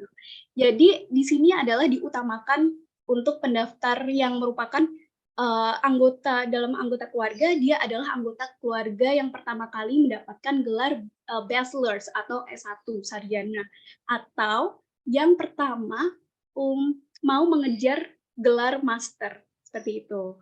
Dan ini dibuktikan dengan nanti kita ada kayak surat pernyataan bermaterai 10.000 kalau kita itu adalah anggota keluarga pertama di keluarga kita yang mengejar master gitu. Dan yang ketiga ini yang sangat membantu sekali, yaitu soal persyaratan sertifikat bahasa. Kalau kita ini di sini sangat dipermudah karena kalau di jalur reguler itu pendaftar program master dalam negeri misalnya ya. Dalam negeri kalau misalnya di reguler itu kalau tidak salah TOEFL ITP itu minimal 500 ya kalau nggak salah. Nah, kalau di beasiswa jalur afirmasi prasejahtera ini cukup minimal itu 400. Lalu untuk program magister luar negeri kalau di jalur reguler kalau nggak salah tidak boleh pakai TOEFL ITP, jadi harus pakai IELTS. Tapi alhamdulillah di jalur prasejahtera ini kita boleh pakai TOEFL ITP dan minimal skornya adalah 500. Dan juga perlu di-highlight lagi, perlu diingat lagi teman-teman ya. Tadi juga sudah disinggung oleh Bu Ramona, sertifikat TOEFL ITP yang dipakai harus berasal dari lembaga resmi penyelenggara tes TOEFL ITP di Indonesia. Jadi jangan coba-coba untuk ikut yang kayak joki TOEFL atau beli sertifikat TOEFL ITP seperti itu, nanti selain di blacklist nanti mungkin ada konsekuensi yang menyangkut hukum seperti itu. Jadi yang harus yang legit aja gitu sertifikat TOEFL ITP-nya. Bisa mungkin lewat AIIN. Gitu ya. Terus ini ya contoh-contohnya, saya punya contoh-contoh dokumen yang dibutuhkan nih Kak untuk mendaftar beasiswa LPDP jalur prasejahtera. Ini dulu saya mengumpulkannya seperti ini, jadi saya screenshot, cek penerima bantuan ya. Ini kebetulan penerima bantuannya adalah ibu saya dan beliau ini penerima PBI pada saat itu, pada saat saya mendaftar dan aktif menerima PBI. Seperti itu. Nah, selanjutnya di bawahnya ini saya lampirkan kartu keluarga untuk memberikan informasi dan meyakinkan kalau kita ini masih dalam satu kakak. Ini contohnya. Tapi sepertinya saya dengar kalau yang sistem baru ini sudah terintegrasi ya. Jadi kayak ada NIK atau nomor KK di profil pendaftaran beasiswa LPDP kalian nanti yang bakal ngecek secara otomatis nih apakah kalian eligible atau terdaftar di data Kemensos itu. Selanjutnya ini contohnya surat pernyataan anggota keluarga pertama yang mengejar gelar master. Nih, seperti ini menyatakan bahwa saya anggota pertama di keluarga saya yang saat ini sedang mengejar gelar master, seperti itu.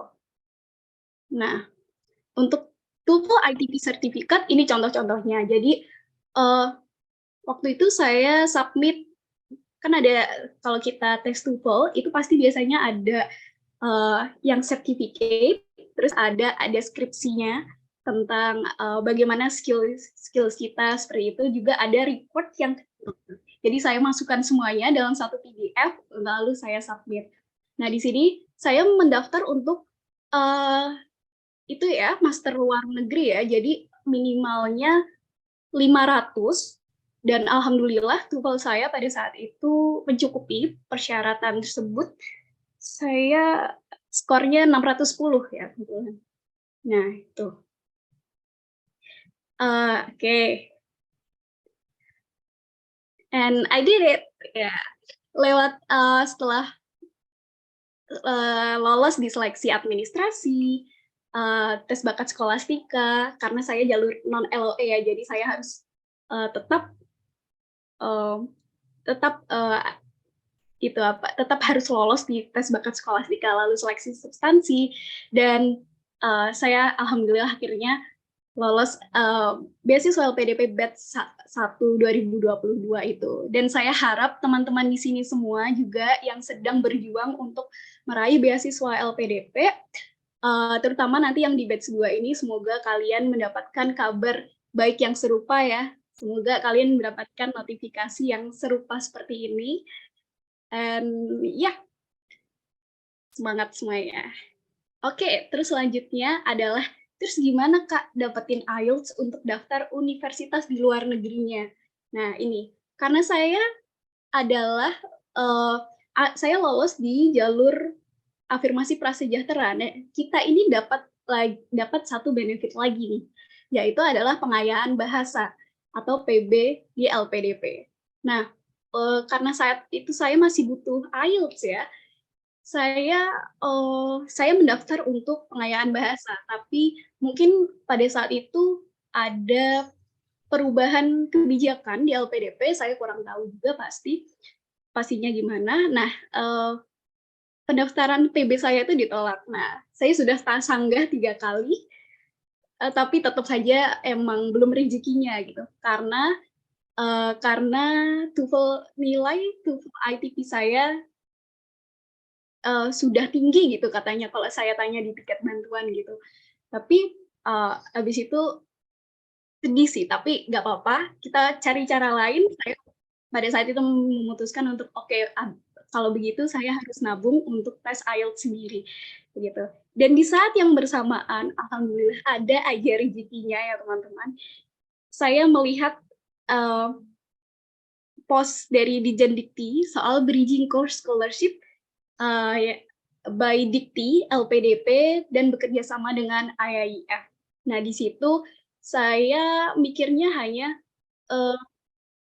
itu adalah courses persiapan IELTS beasiswa, persiapan IELTS dan S2 secara gratis kayak gitu. Jadi saya why not gitu. Jadi saya daftar itu saja. Saya belum tahu pada saat itu kalau akan dibiayai untuk tes IELTS maksud saya. Jadi harapan saya adalah setidaknya saya well prepare untuk IELTS. Jadi misalnya saya harus nanti tes IELTS dengan biaya sendiri, sekali tes IELTS saya bisa dapat skor yang memuaskan seperti itu. Nah, tapi ternyata saat sudah diterima oleh Bridging Course Scholarship ini, ternyata banyak sekali benefitnya, termasuk courses selama 3 bulan, persiapan IELTS oleh experts, itu yang paling penting. Dan yang kedua saya dibiayai untuk tes IELTS sebanyak 2 kali. Dan juga ada apa ya, living allowance bulanan, dan juga ada data allowance atau kayak uang kuota bulanan seperti itu. Jadi banyak sekali benefitnya. Saya sangat bersyukur pada saat itu.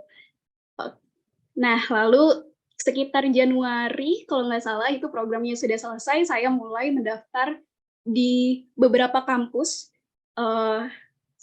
Ada kayak kampus yang utamanya saya inginkan dan sudah saya cantumkan saat mendaftar LPDP. Juga ada beberapa kampus untuk backup just in case saya tidak diterima di universitas yang saya impikan ini, seperti itu. Karena kita itu ngejarnya waktu.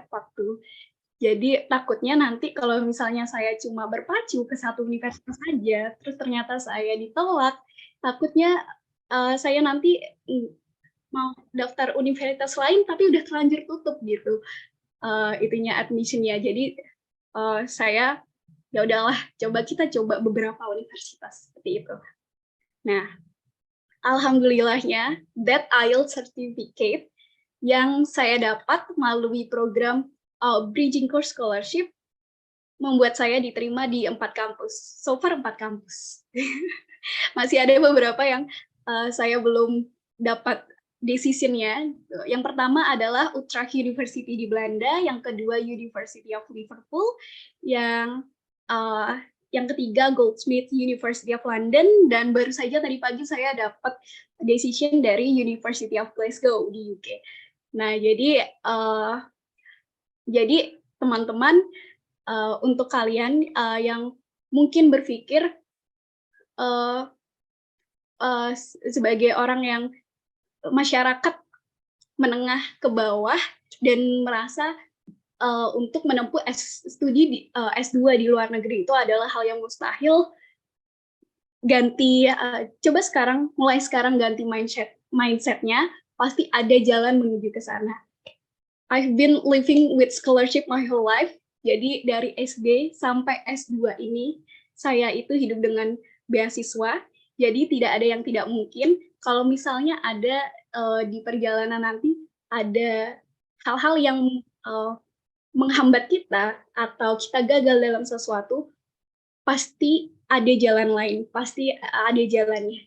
Saya yakin akan hal itu. Jadi untuk pejuang beasiswa, teman-teman pejuang beasiswa di sini, semangat terus, dan saya harap kalian semua akan dapat kabar bahagia dan bisa studi ke luar negeri tahun ini. Begitu, udah ya, cukup ya sepertinya itu saja. Ini kayaknya udah udah overrun. Terima kasih teman-teman sudah mendengarkan. Ya, terima kasih IEF sudah mengundang saya dan memberi saya kesempatan untuk sharing ya pengalaman saya soal ini. Terima kasih. Oke, selamat. Terima kasih Kak Mutia. Sungguh sangat inspiratif dan memotivasi kita semua. Terima kasih banyak Mutia. Mudah-mudahan nanti persiapannya lancar dan bisa berangkat ke salah satu universitas yang sudah menerima Anda. Luar biasa. 4 universitas. Oke, baik.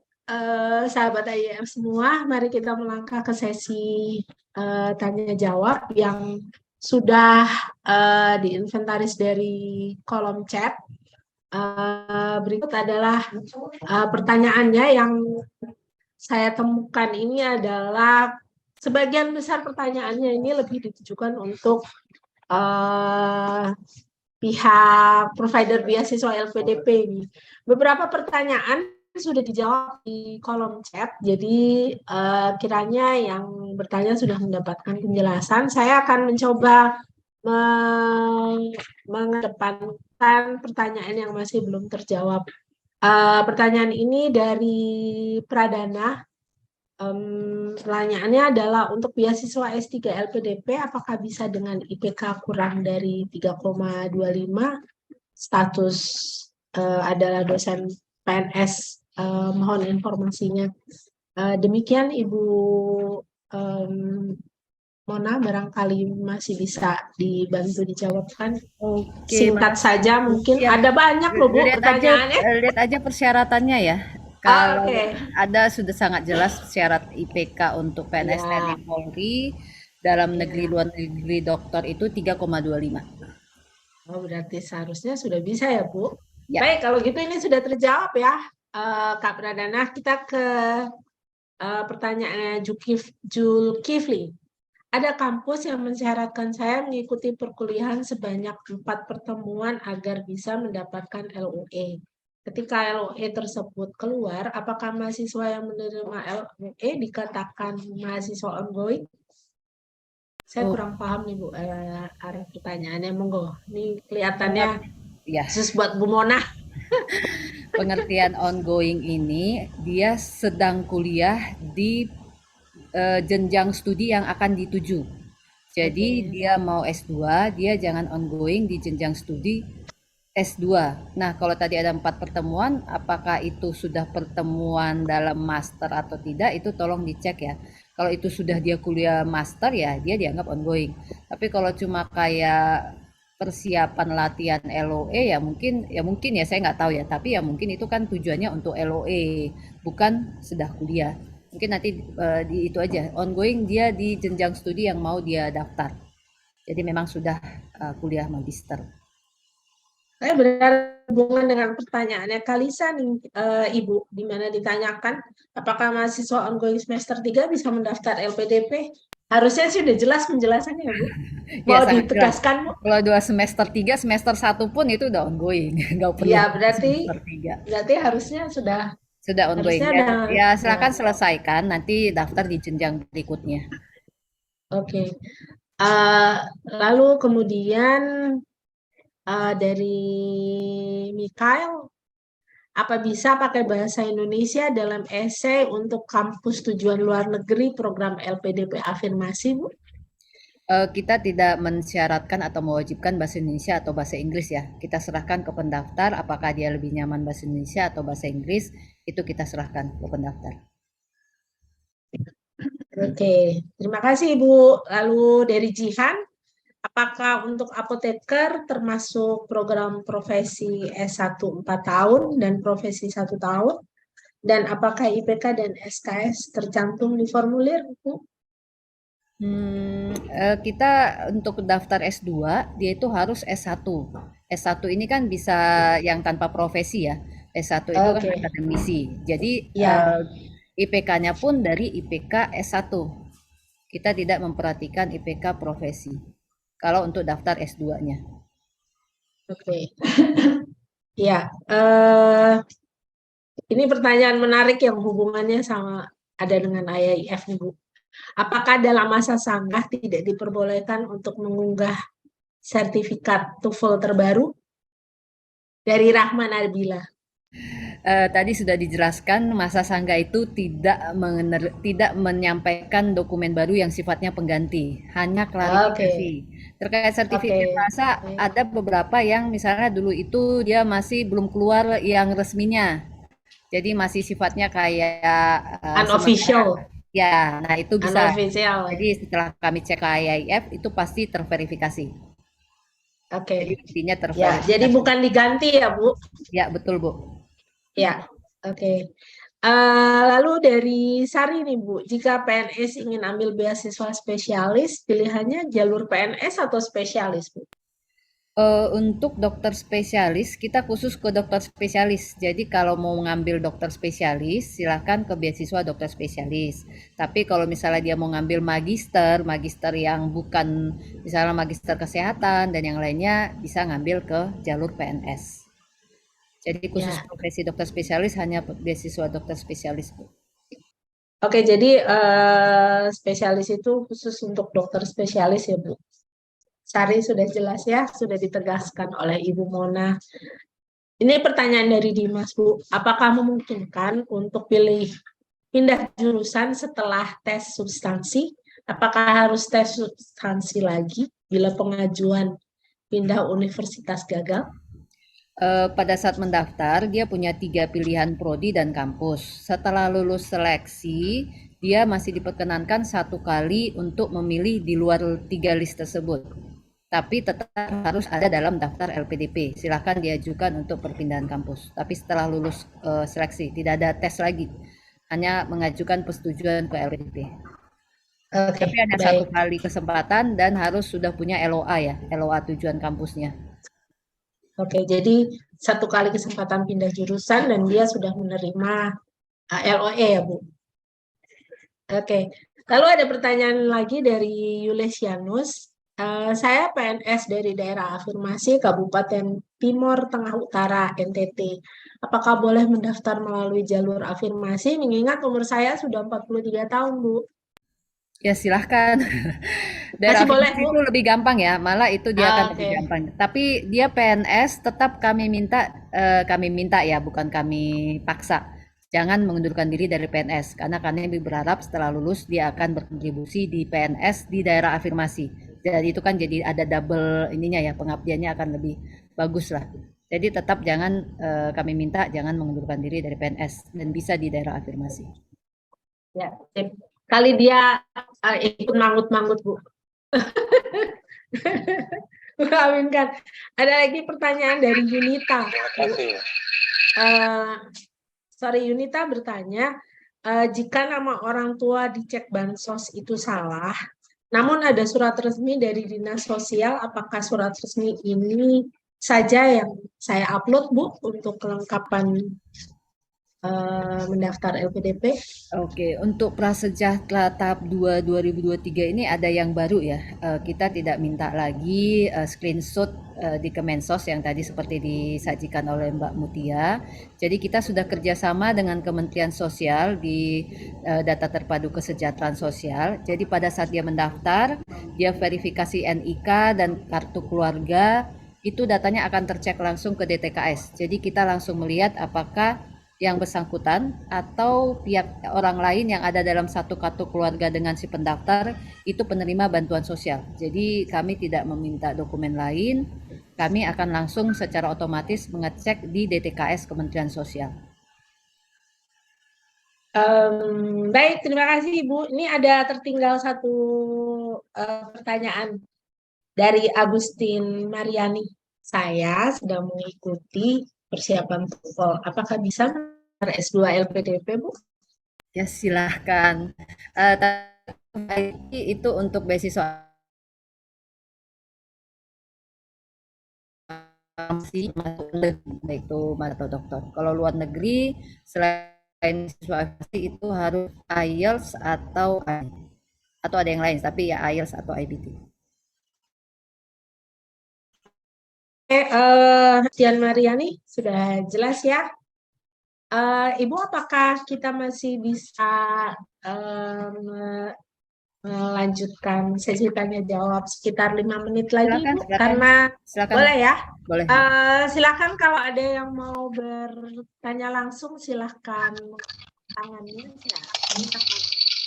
Mohon izin, Bu.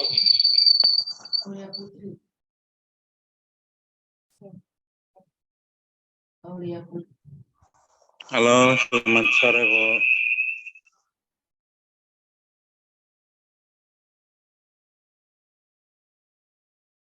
Boleh menyapa saya dulu, Pak?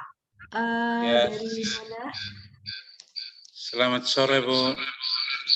Selamat sore. Mohon izin. Maaf, apakah di sana ada 2 speaker yang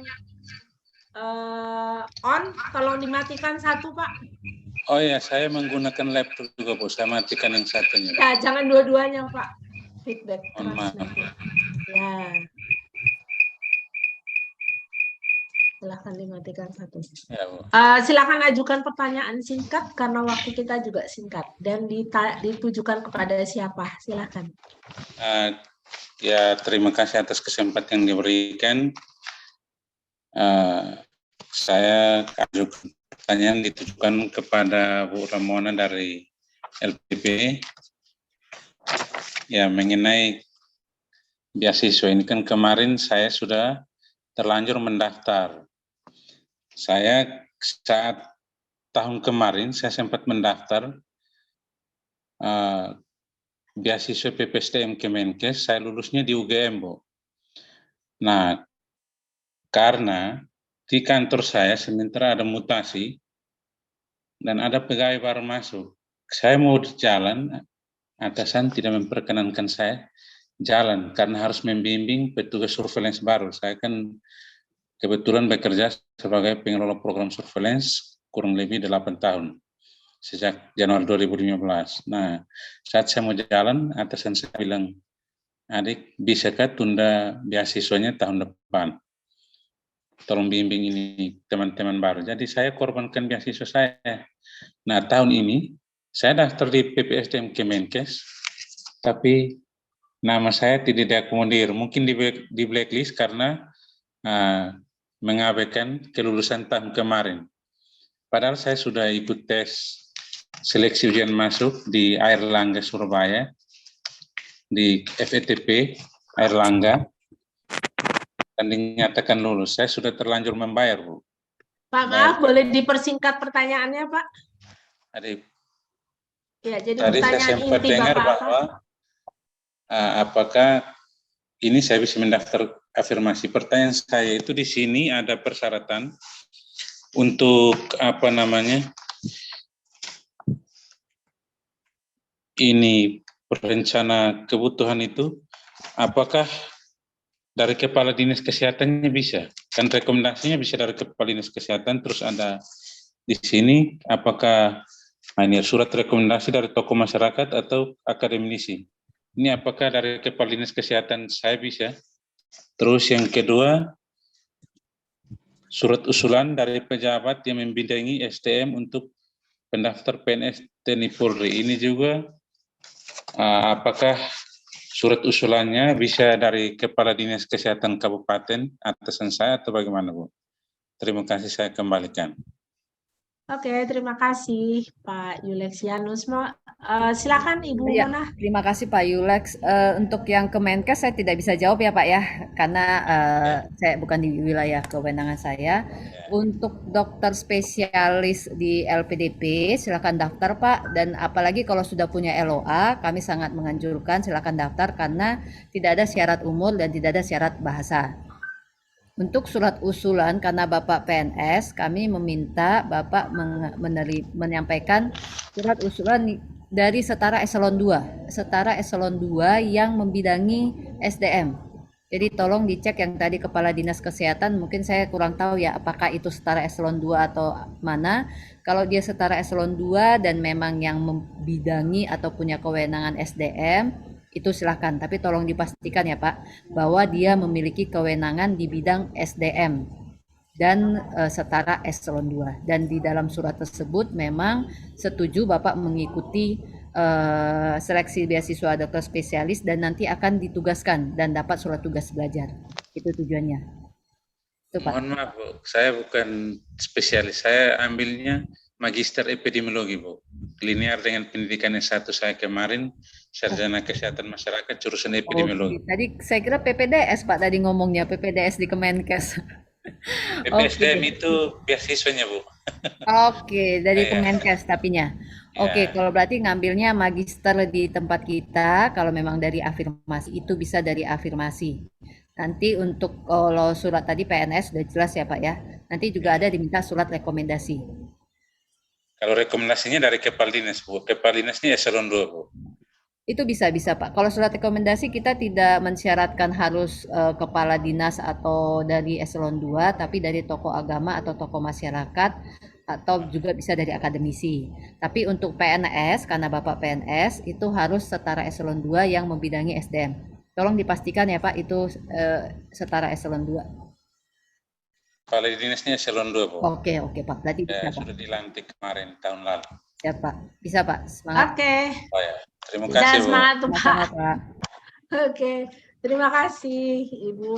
Ini ada lagi Aulia Putri ingin bertanya. Silakan Aulia Putri ingin bertanya kepada siapa? Terima kasih Ibu. Saya ingin bertanya ke Ibu Mona terkait masa berlaku sertifikat TOEFL ITP. Nah, saya sudah pernah mengikuti tes yang official pada tanggal 4 Agustus 2021. Nah, rencananya sertifikat itu mau saya gunakan untuk pendaftaran batch ini gitu. Melihat tanggalnya 8 Agustus itu kan masih bisa ya, masih 2 tahun. Cuman saya baca di bantuan LPDP, di situ informasinya sertifikat berlaku sampai pendaftaran pada tahun pendaftaran berlangsung. Nah, saya sedikit bingung Ibu, maksudnya berlangsung itu apakah sampai akhir masa proses tahapan itu kan akhir tahapan itu kan selesai di bulan November gitu ya kan Bu? Apakah harus sampai November atau apakah bisa di bulan Juli ini gitu? Oke, Sekian saya, Ibu, terima kasih. saya jawab langsung aja ya Mbak ya. Bisa Mbak ya? Jadi kita bikin 2 tahun dari tahun pendaftaran. Jadi sekarang tahun 2023 kita menerima 2021 dari 1 Januari 2021 sampai 31 Desember 2021 masih terima.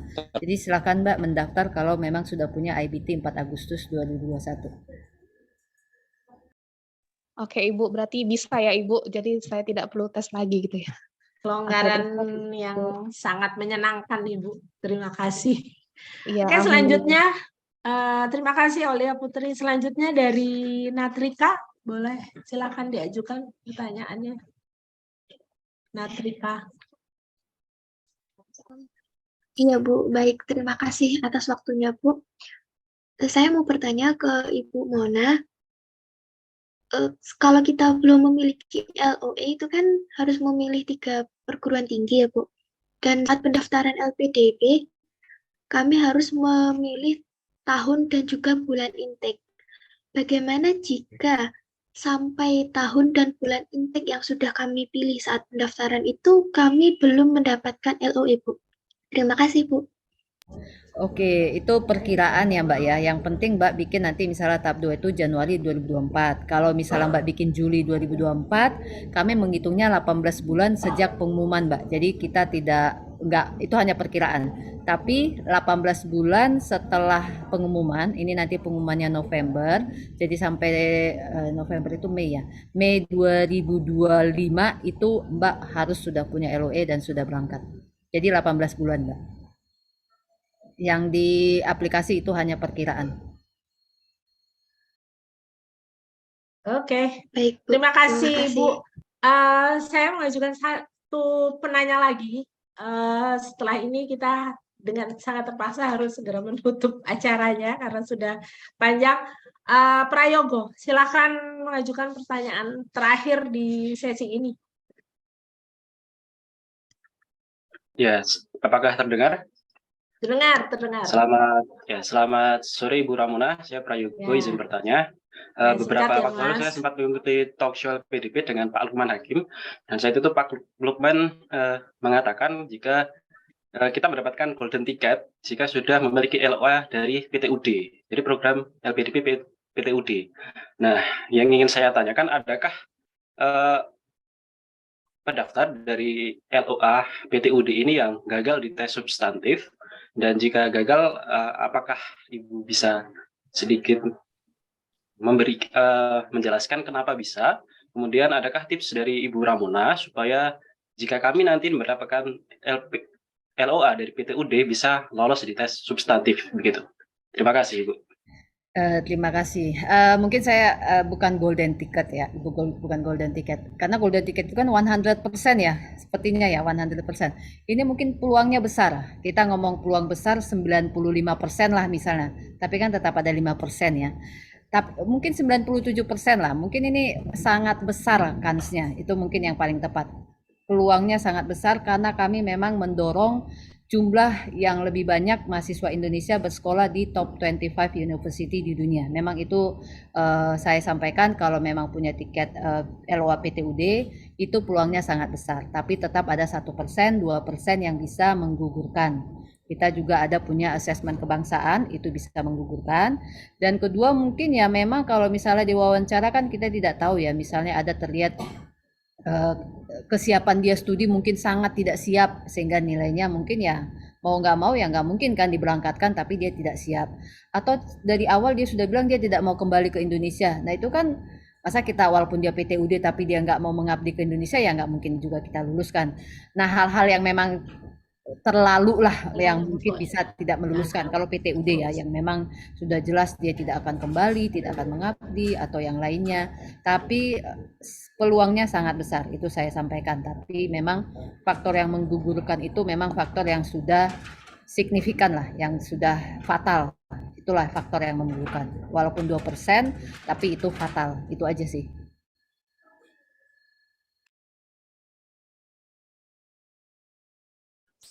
Terima kasih Ibu Mona, penjelasannya sangat menyeluruh. Sebelum mengakhiri kesempatan kita kali ini, kiranya semua teman berkenan sahabat AIF yang ada di media webinar ini berkenan untuk membuka kameranya untuk foto bersama untuk beberapa kali scene. Silahkan kita bersiap untuk berfoto. Bisa dimulai dari sekarang. 1, 2, 3. Ada 5 kali ya? Ya, sudah. Kita bergeser satu lagi. Bersiap lagi. 1, 2, 3. Ya, berikan senyum terbaik. Oke, satu lagi. 1, 2, 3. Oke, berikutnya bersiap. 1, 2, 3. Ya, terakhir. Oke, layar terakhir. 1, 2, 3. Bersiap. 1, 2, 3. Ya, sip. Oke, baik. Terima kasih semuanya. Satu kesempatan berharga bisa berada dalam satu frame bersama Ibu Mona dari LPDP, Kak Lydia Iwo dari Jayapura, Kak Mutia dari Solo, dan juga Ibu Diana dari AIF. Terima kasih untuk waktu dan pemaparan materi yang telah diberikan kepada kita semua pada siang hari ini. Semoga apa yang telah dibagikan oleh narasumber bermanfaat untuk kita semua. Terima kasih juga untuk teman-teman yang sudah aktif bertanya dan setia mengikuti webinar ini hingga akhir. Sebelum menutup, jangan lupa untuk mempersiapkan semua kelengkapan administrasi melamar beasiswa jauh hari sebelumnya, termasuk salah satu syaratnya yaitu kemampuan bahasa asing, dalam hal ini TOEFL ITP sebagai alat ukur kemampuan bahasa Inggris Anda. Meraih mimpi bersama beasiswa LPDP adalah sebuah keniscayaan.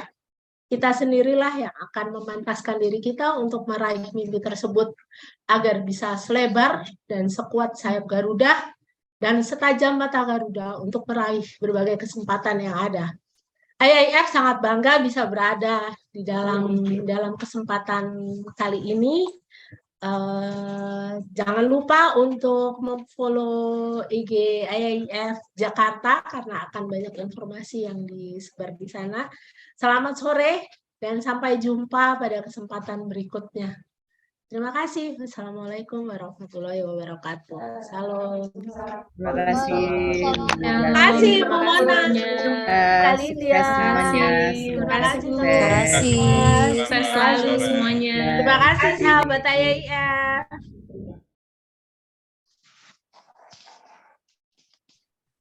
Terima kasih, Terima Ibu. kasih, Izin live ya, Ibu. Bu. Terima kasih. Saya juga keyword terakhir itu untuk kami